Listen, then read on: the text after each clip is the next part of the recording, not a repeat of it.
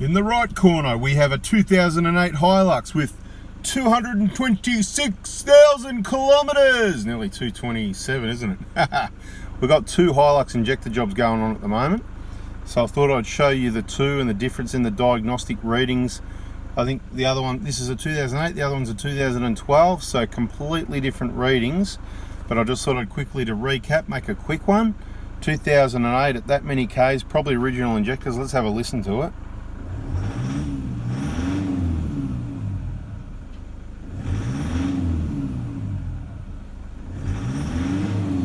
Bit of a rattle to it, not too bad. Let's have a look at the readings and see what we can see. Okay, obviously it's not up to operating temp, it's only 57, so it's not telling us too much. With a load rating of 15%, it actually doesn't look too bad. Let's go down to the other combination important readings and look at that. So the three main readings we look at actually are looking not too bad this time, although you can see at the bottom there, main injection period jumping all over the place. See, nearly up to 8, right down to nearly 6, up, down, 790, up, down, all over the joint, right?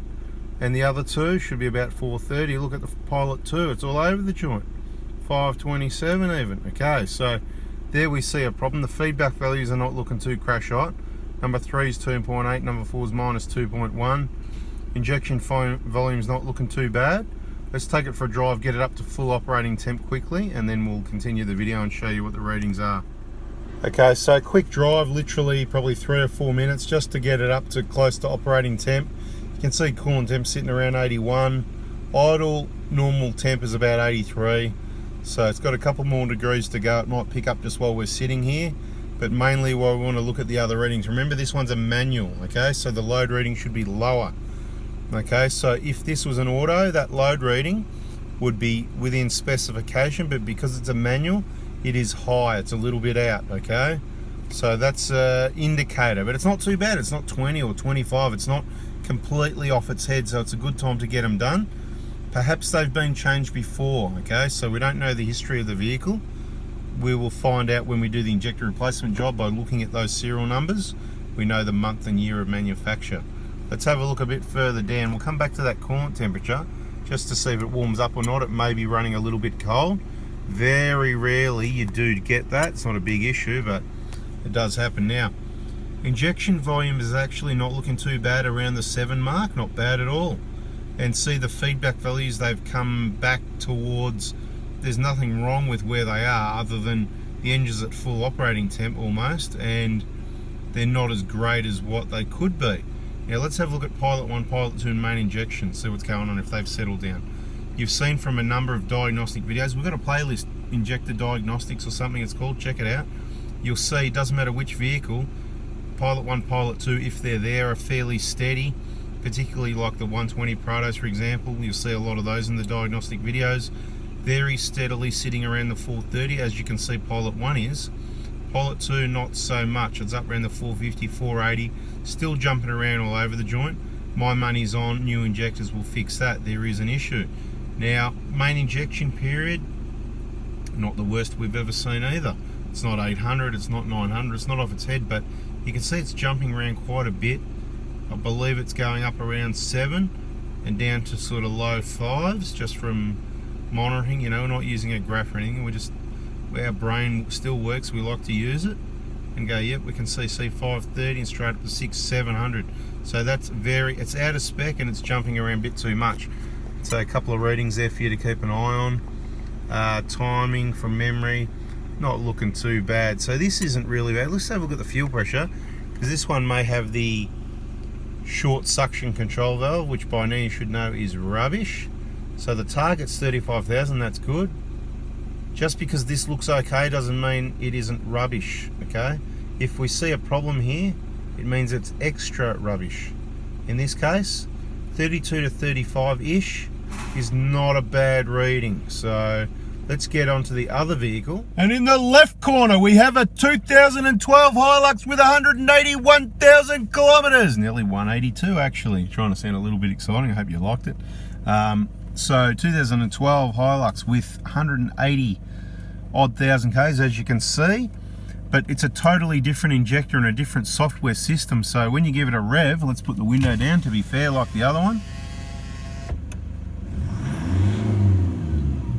It's a lot cleaner and quieter.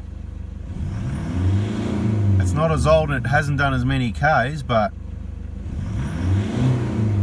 it's a lot cleaner and quieter. Nice. Okay, let's have a quick look at the readings. And you'll notice they're different. We've got an auto here, so the auto is going to read higher. It's the 4-speed auto, probably the A340. Okay, although we've got the auto and these injectors read higher also, we've got a reading that's lower, which is very good.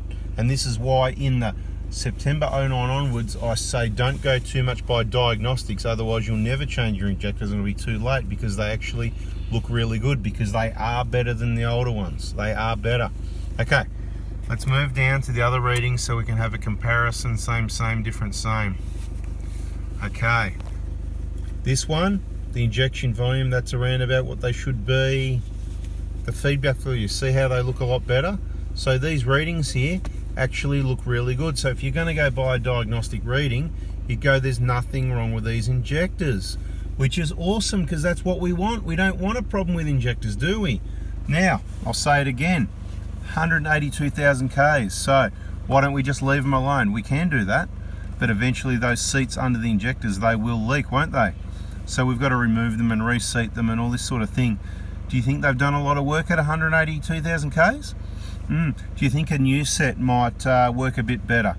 When we put a new set in, it's a lot quieter, smoother and more responsive. Do you think there's a reason for that?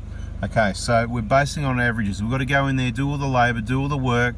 You may as well, you know, if you're going to reuse the pipes and stuff like that, you know, like whatever, you're just risking fuel leaks, you may as well just put new squirters in, new injectors, and you know they're in peak condition. It's from about 150,000 Ks.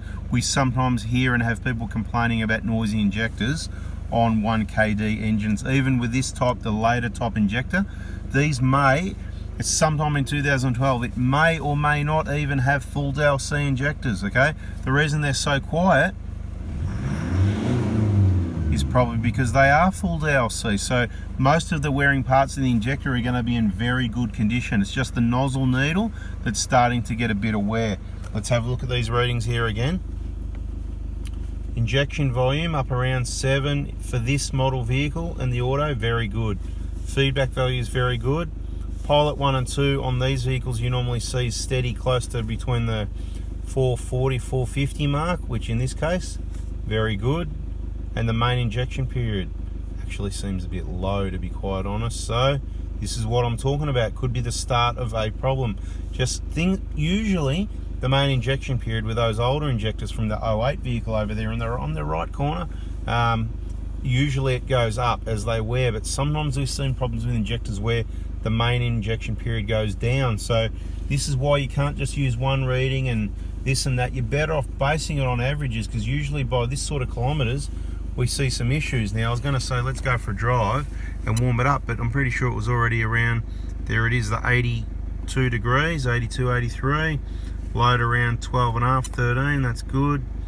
Okay, let's have a look at the timing. That's all good. You can see the timing readings there, all good. Now have a quick look at the fuel pressure, and let's have a look how steady this is. It'll have the long suction control valve, and you'll see the target's 35, and you won't see much between about 32 and 35, mainly 33 and 35, because we've got, what's the word for when something's almost perfect? Ideal. There's a word that I'm trying to, I always have this problem with the words ideal. We've got a, yeah, almost ideal fuel pressure anyway. Ideal, fairly close to it, right? And when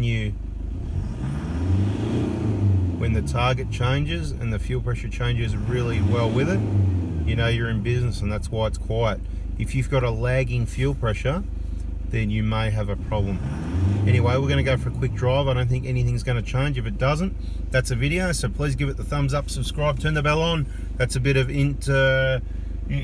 diagnostic information between the left corner and the right corner with an 08 and a 2012. Hope you enjoyed it. Had a bit of a giggle, and bada bing, I'm out of here. Subscribe, turn the bell on. Ciao for now.